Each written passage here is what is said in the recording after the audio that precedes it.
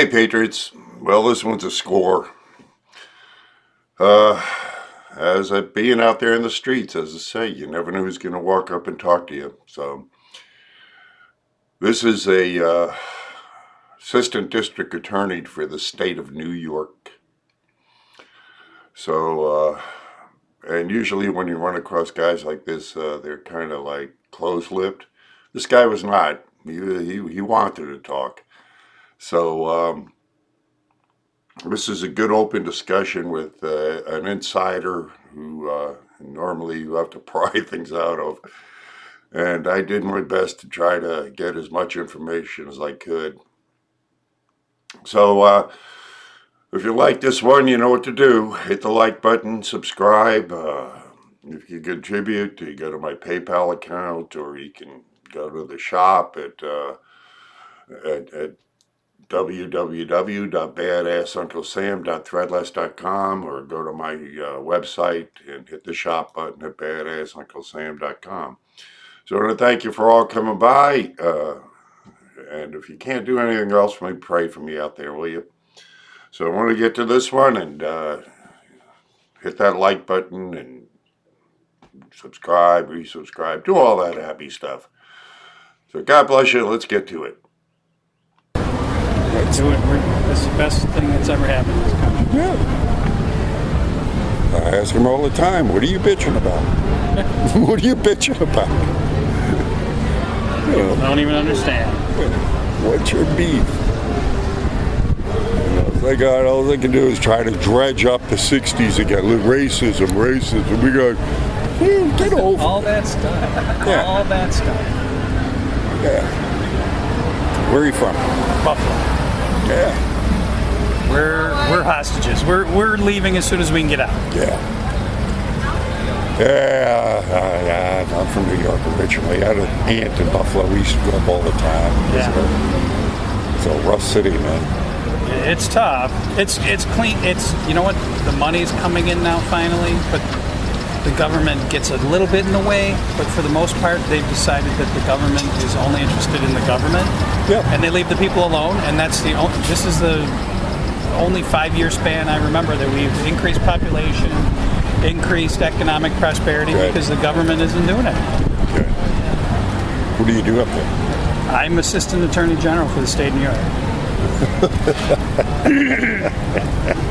And my job is to keep the government out of people's way, which I do. Because I worked in a big private firm, and I made a lot of money, and I got tired of traveling, which becomes a big issue when you're working in a big company, big firms. And then I said, one of my buddies said, listen, you'd be perfect. He says, you're not political. You're going to make the right decision.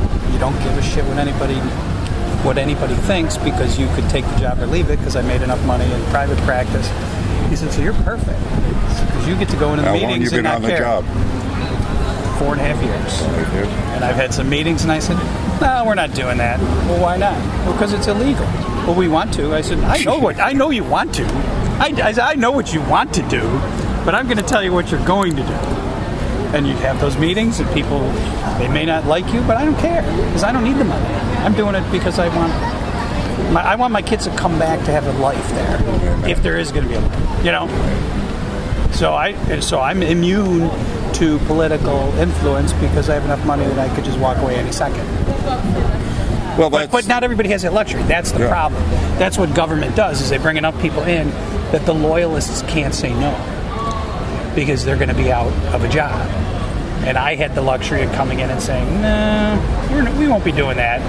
Well, so-and-so wants to do that. I'm like, well, they might. They might think that's a good idea, but I know it's a bad idea, and I know we're going to lose for this reason, this reason, this reason. So I'm going to write a memo that states I disagreed with all of you, and if somebody wants to put in a Freedom of Information request for that memo, they're going to get it, and then you're all going to look like fools, because you're going to defy the legal advice that you're getting from your counsel. So have at it. Now, a lot of people are saying the same thing, because he's basically in the same position you were.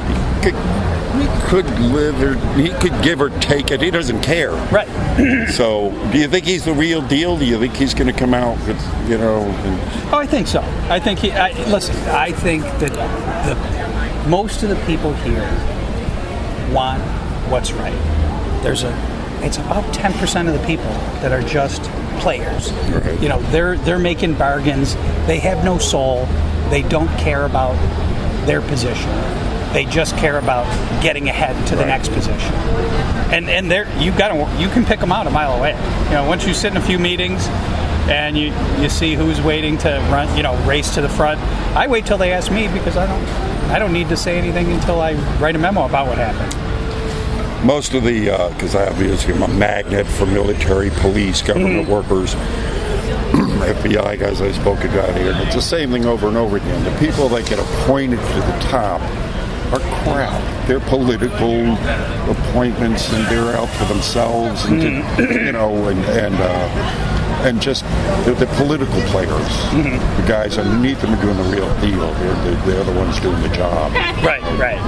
Well, I hear the true stories. I get the real information. So I tell people, listen, it's not as bad as you think. It's not as good as you think. It's somewhere between those extremes. Everybody's selling something. Right. I've heard that same thing from other insiders. Yeah. You say, you know, the media's going to blast that out, you know, both sides. Now, almost every liberal I speak to comes up with the Southern District of New York. You know, wait, they're going to get him. They're going to get him. They're going to get him.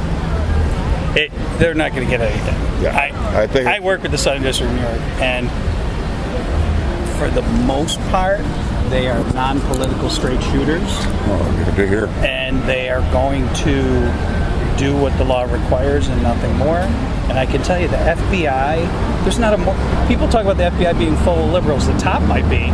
There's not a more conservative organization I've ever dealt with. Those people are by the book. Yeah.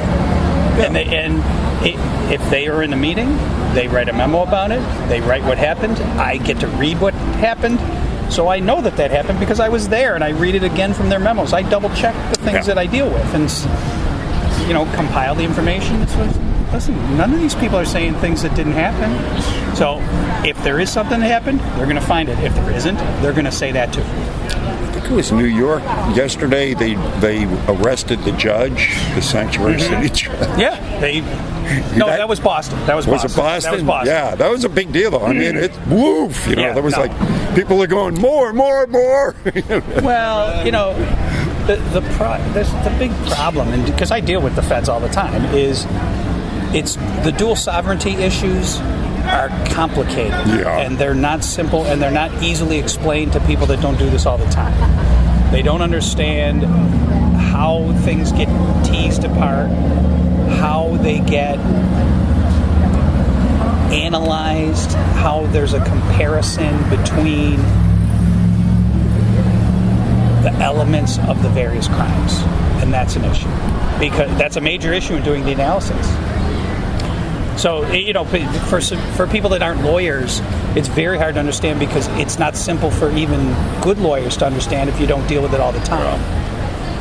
But generally right now, the people, of course, all we're seeing is that we've been seeing this double standard. You know, we've been getting pounded about the Gussie Smollets get released, and, you know, right? And we see her obviously getting away with things that, you know, the double standard. You know, the issue is, there is a double standard, but the issue becomes we don't, and, you know, the whole idea is you don't want to criminalize political differences at all, and you never want to criminalize political speech at all, because the solution for bad speech is more speech. Yes. Not limited speech. Yes, right. And any person that really believes in this country believes that speaking about things and having intelligent conversations, or even unintelligent conversations, leads to the best outcomes. And if you don't have that as your fundamental tenet, you are never going to have a good society. Well, you're speaking my business here. Right, exactly. Because I don't believe that any speech is bad. Exactly. And I don't believe that any speech hate speech. I mean, try to define there's that. No such thing as hate speech. Right, what there is there's fighting words, right, and that's a line you can't cross. But anything else, it is fair game and should be fair game. Yes. Now, do you need to, want to go and play with the person that utters speech that you disagree with? No. But do you need to tolerate their speech? Yes. Look at, the funny thing in the Blues Brothers movie. I hate Illinois Nazis. Everybody hates Illinois Nazis. But you have to have Illinois Nazis in a society that's governed by free expression.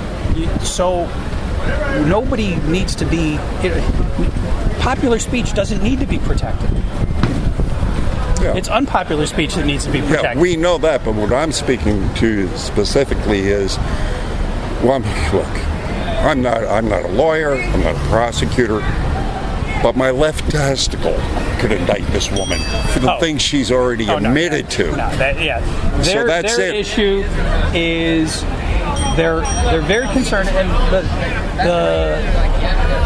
the government itself, like the people who are long-term government employees, are always concerned about political people making accusations against other political people. Because, again, it becomes an issue of criminalizing political differences. Crimes. They are. But it's not like, all right, we understand they're political and we can understand the perception of and everything, but they're blatant crimes. The issue with her classified information was significantly downplayed and should not have been so downplayed in most government people's opinion. Well, even the FBI lawyer came out the top FBI and said he was shocked that... When you had... As somebody who works with classified information, I can tell you, I don't take it home. I don't take my computer home.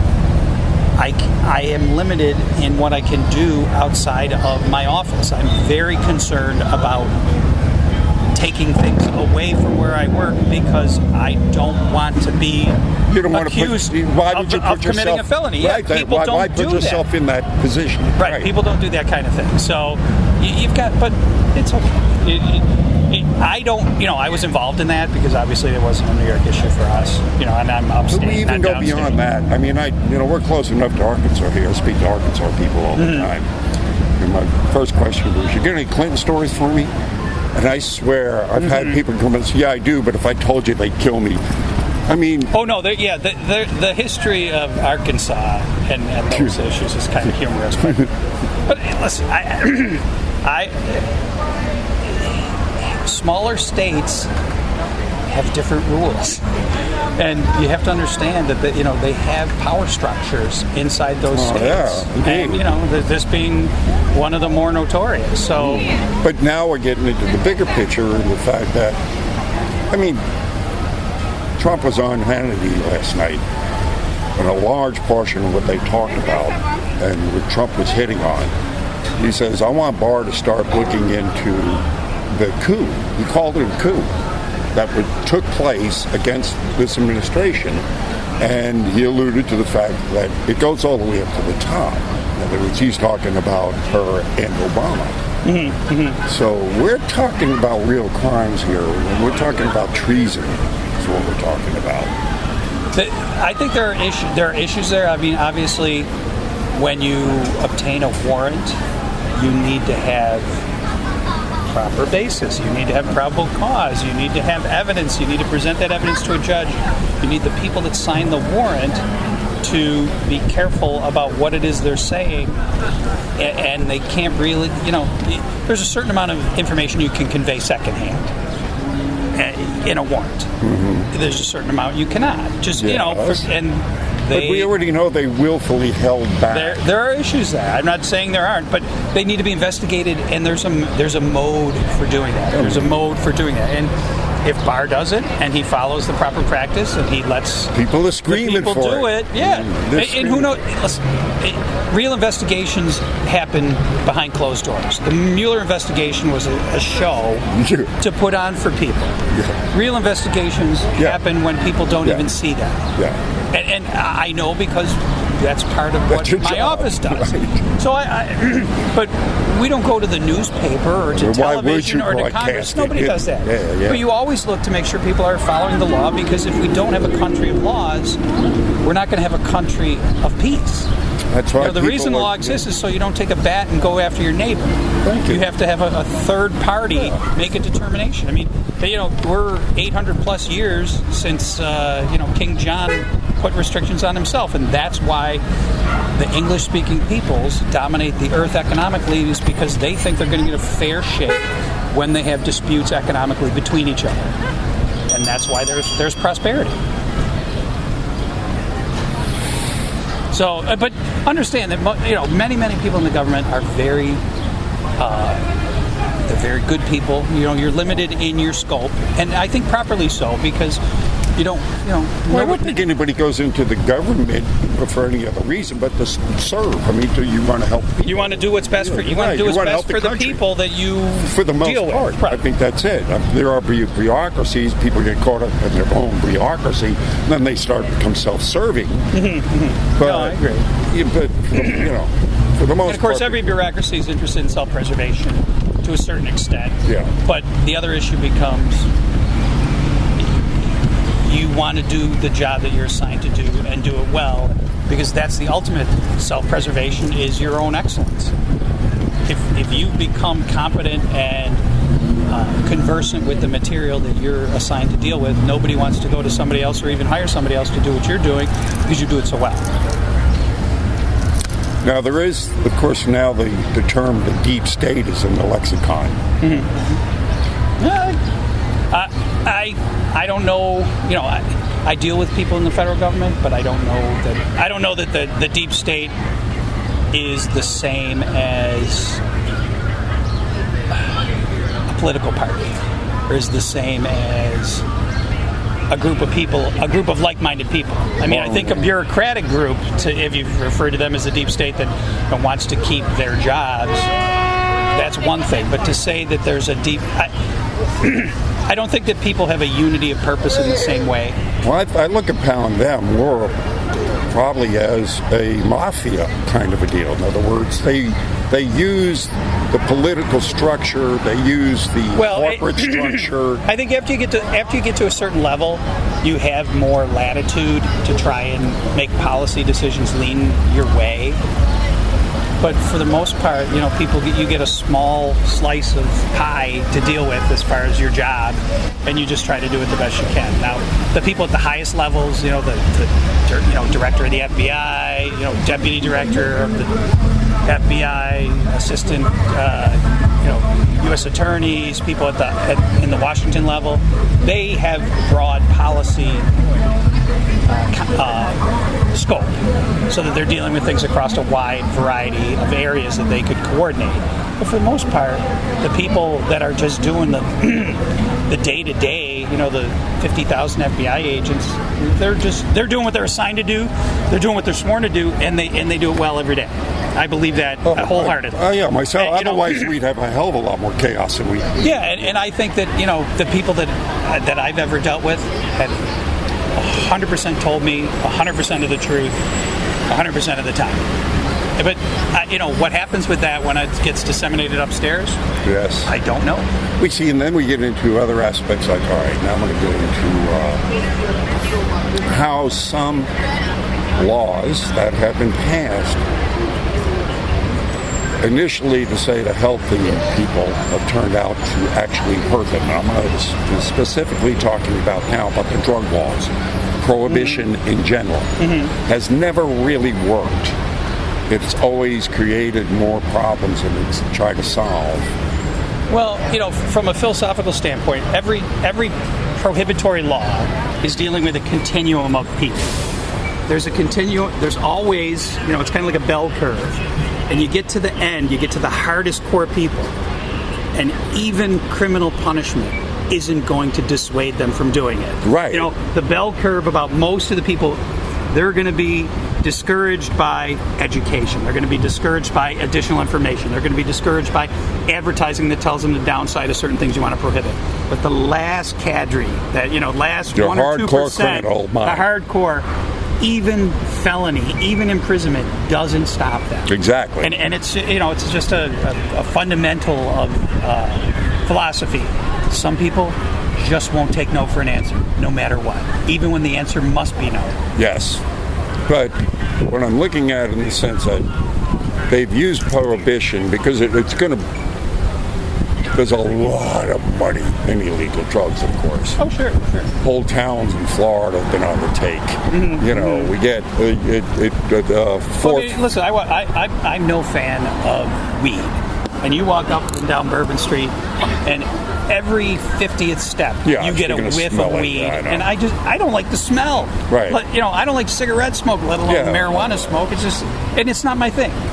I'm not an absolute prohibitionist. I think that it's going to be governed by the rule of unintended consequences, that no one is even perceiving what the consequences will be, and I don't think they're adequately studying it. But that, I'm not a policymaker. I don't. Yeah, I understand you know that. What I'm saying? That's why I'm trying to get this. So my analysis is, like everything else, if you don't have sufficient information and study about the consequences, you're certainly not going to anticipate things that even the brightest didn't foresee. Well, it's like I talked to a couple undercover customs agents out here a couple of weeks ago, and I asked them about why do we still have open borders? I mean, it's because a lot of politicians want them open borders because they're in league with the drug cartels. Well, they're making money from it. That's where it breeds a bigger problem. From a personal standpoint, I have no idea about that. From a legal standpoint, that would set up a future operation that we would like to conduct. Catch them. Indeed. And listen, every criminal enterprise needs some level of government complicity, at least from kind of the person that unlocks the doors. Yeah. Personally, as far as my view of drugs is, I think I don't do them. But I wouldn't. I'm sort of a libertarian in this sense. I'd say, to me, I think it would start with education. You teach the kids at an early age what these drugs do. And what they get of age, like anything else, when you're if we're living in a free country, you're responsible for yourself. If you want to go out and do those drugs, don't kill yourself. Here, get them cheap. Here they are. Take it out of the criminal's hands, and I think that would take away, of course, a lot of the allure, a lot of the money that's into it, and just take the romance out of it, take the money out of it. And I think the allure of the forbidden fruit is not insignificant. Yeah. But one of the things I think about with they're trying to do marijuana in New York, and I don't have any role in it. I don't play any role in it. If they change the law, I'll have to enforce whatever they change it to. And I'm not happy about it because I don't think they've anticipated all the unforeseen consequences. And I certainly don't think they're going to make enough money to rectify the things that are going to be caused. So those are issues that they have to deal with. The other issue becomes, it's kind of like the gasoline tax. The gasoline tax in some states is pennies on the gallon, in other states it's a percentage. When it's a percentage, it flexes with the price of the commodity. So many of these states have had their gasoline revenues go down because the price of gasoline, which was a percentage, has gone down. So that's the kind of thing that affects something that from a prohibited and now supposedly closely regulated thing like marijuana. If you do it by the pound, you're going to get a set fee per pound. If you do it as a percentage of the cost, once people industrialize it and you get an industrial farming operation creating pounds and pounds of marijuana far beyond what somebody could do in their basement or even in some small greenhouse outfit, then you're doing it in some place in Kansas and you've got literally fields and fields of it. It's going to be not $10, it's going to be 50 cents. Right. So now all the tax projections that they made based on it being $10 are going to be flipped, and you're not going to get any of the revenue you anticipated. And now what are you going to do? You're not going to get any of the taxes you wanted. Right. You're not going to raise the taxes. You're barely going to get the taxes you anticipated would rectify the problems it caused. And what are you going to do about the problems it causes? And what are you going to do about the unanticipated problems it causes? Yeah. There's a lot of meat on that bone. Trump coming from New York, of course, all the focus is on his businesses there and everything else. From what I understand from talking to other people, he's always run pretty much squeaky clean. operations. I mean, I don't know anything about that because I'm not a New York City person, but I never heard anything about his businesses being I mean, if you have being anything but on the square. But Yeah. I don't know anything about it. I read the papers, but as far as I'm upstate, so I wouldn't have any firsthand knowledge. I've talked of to that. people that have done business with him, and I've asked them, well, how does he operate? How does he do? And I've never heard anybody that's had direct contact with him, that's done business with him, had any bad words about him. It's always secondhand, I mean, my brother-in-law got screwed. I saw him once in a club that I was at having dinner. I can tell you, I was in some private club, and he came in and had dinner with a couple people, and somebody pointed out to him and said, "Oh, that's Donald Trump." So you think the whole Silverman District thing is just smoke they're blowing too? It'll be another lead balloon for the. Well, they know. Money doesn't lie, and documents don't create themselves. If there is paperwork that showed that something was of an untoward nature occurred, then it's there. No, if there isn't, then there isn't. But the other thing becomes professional reliance. If you're a business person, you personally don't do your own taxes. You personally didn't build your own building. Especially you don't weld the steel in your own building. If that steel fails and you hired somebody who had a competent reputation to do it, and they didn't weld the steel right, how could you know that? There's degrees of control. Separation. Somebody puts their taxes in a foundation, and does their taxes through a foundation, and you're complicit in that, and it's the wrong way to do it. Well, that's different than if you hired somebody, relied on them, they have a CPA, they have worked with an excellent firm. Your degree of culpability for taking professional advice, and we rely on this all the time, is if an attorney told you to do that, and it's a good attorney with a competent, good reputation, and you did it, that's a defense to your criminal culpability, because intelligent business people hire attorneys. So to say you asked your attorney to, I know some of these things that are in the news, they say, well, so-and-so asked an attorney to do something and they found out it was illegal.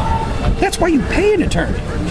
Because you don't know. You didn't go to law school, and you certainly don't have the competency to do the least bit of research in most cases. So a lot of these things that seem to be popular are not necessarily going to have traction.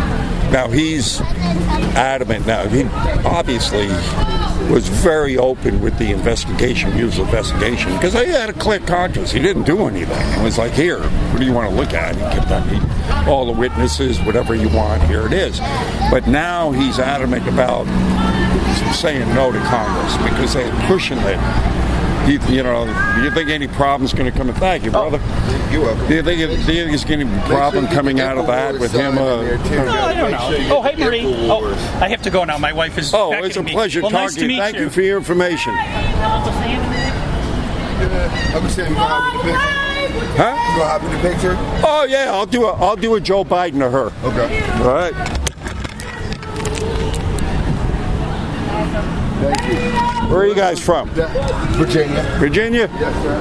Is your whole family? Yeah. Holy mackerel, man. You're doing good. Here's a get out of jail free card from Hillary Clinton. Thank You an InfoWars listener? I am.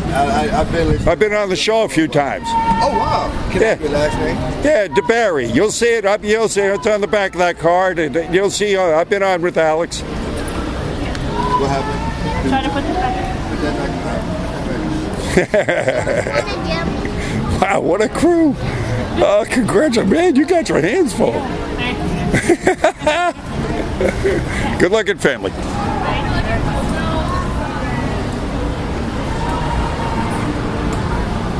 How was that?